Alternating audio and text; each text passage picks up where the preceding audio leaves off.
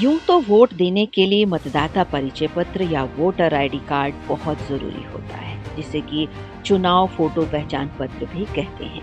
ये ना हो तो मतदान करना मुश्किल होता है। लेकिन अगर आपका नाम वोटर लिस्ट में है और वोटर आईडी कार्ड हो गया है गुम या कहीं छूट गया है, तो भी आप कर पाएंगे मतदान। चिंता की कोई बात नहीं है।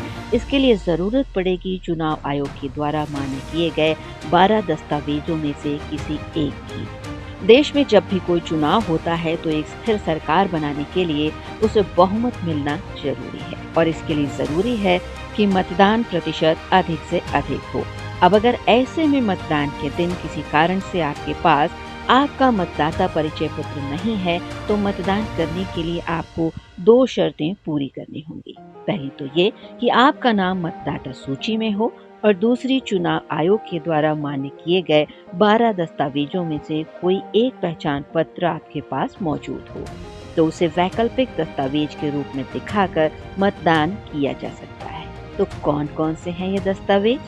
आधार card, MNREGA job card, bank या डाकघर से जारी फोटो युक्त पासबुक, श्रम मंत्रालय की योजना के तहत जारी किया गया स्वास्थ्य बीमा smart card, driving licence, PAN card, LPR के तहत आरजीआई द्वारा जारी स्मार्ट कार्ड, भारतीय पासपोर्ट, फोटो सहित पेंशन दस्तावेज, केंद्र राज्य सरकार, पीएसयू या सार्वजनिक लिमिटेड कंपनियों द्वारा कर्मचारियों को जारी किए गए फोटो युक्त सेवा पहचान पत्र, सांसदों, विधायकों या एमएलसी को जारी किए गए आधिकारिक पहचान पत्र, सामाजिक न्याय और अधिकारिता मंत्रालय द्वारा जारी अद्वितीय विकलांगता आईडी कार्ड यानी यूडीआईडी।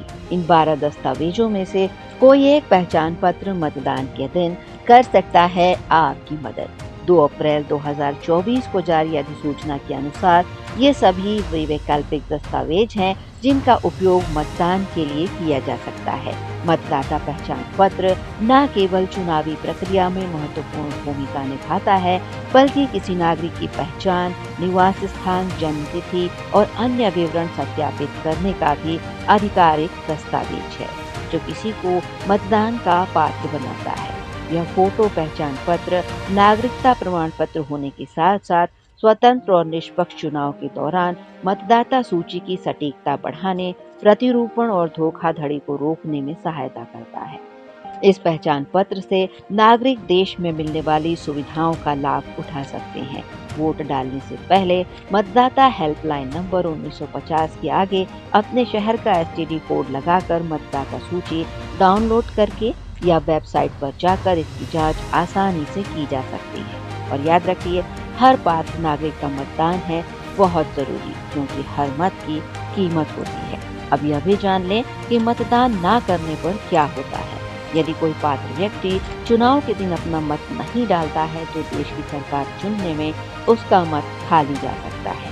उसके मत का दुरुपयोग फर्जी मतदान करने में हो सकता है।